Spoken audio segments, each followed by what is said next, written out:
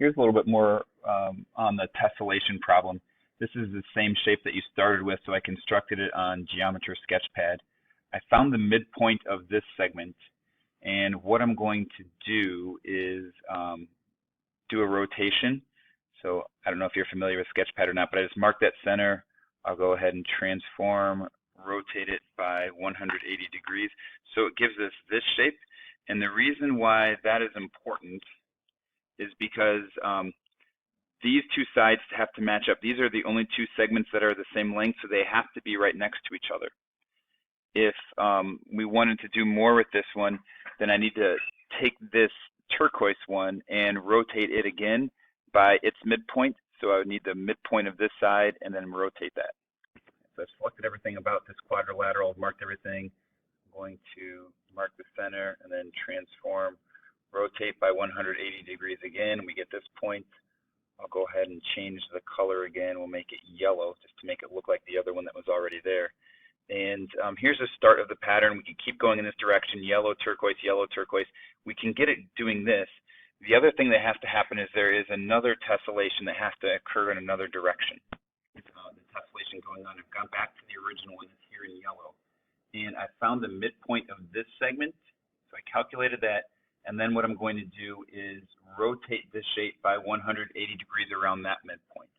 So I'll mark the center again, rotate by 180 degrees, rotate, and I'll change the color, and I'll make it turquoise like that one. So maybe you can kind of see how this one, in essence, is almost look like it's translated up. And this pattern is going to continue a bit more. Once this has been done, a lot of it is set up. Now, instead of doing all those rotations, which quite frankly are a lot harder, I'm going to take this one and slide it down here to the right.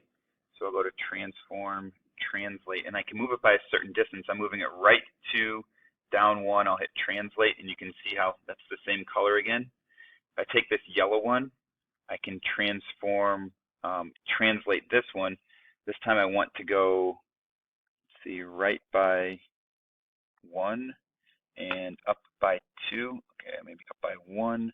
See how it fits nicely into that space right there. So it translates. So now that yellow one has moved over there. I can take another yellow one, maybe this one, translate this one also. Looks like it's set up pretty well. It's moving right one and up one, so I'll hit translate again. And then this turquoise one, I'll do another translation. I want to move it to fill into this gap, although shifting it right there looks like it's another, it fits in perfectly. I'll go back over here, transform, translate. I want to fill in this gap, so let's go right by two, and I think it was down one. It fills into that gap nicely, so another translate. So you see if all these turquoise ones kind of like as an arrows pointing in that direction, I should be able to have more yellow ones to fill in all the gaps that we need. So we have the series of turquoise going this way, all the yellow going that way.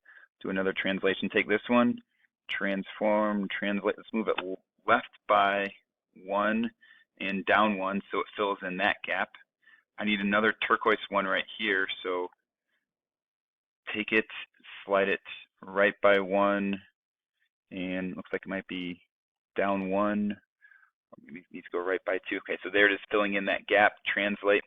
I'm doing this on a computer program because it's kind of easy for me to do it this way and show you, but with the shape that you have, as long as you do this initial rotation to get this one to the turquoise one, and then I could have, instead of doing this rotation up there, I could have just slid it up in that direction, and now it's just all these turquoise ones going that way, yellow ones going that way, and eventually when you're done, you should be able to fill up any plane surface, whether it's a rectangle, square, or whatever, and you have the same pattern repeated over and over and over again.